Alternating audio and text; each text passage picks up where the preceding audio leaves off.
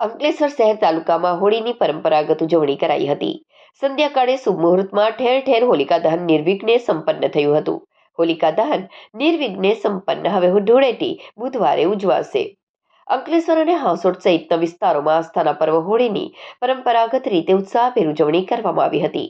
સંધ્યાકાળે શુભ મુહૂર્તમાં ઠેર ઠેર હોલિકા દહન નિર્વિઘ્ને સંપન્ન થયું હતું.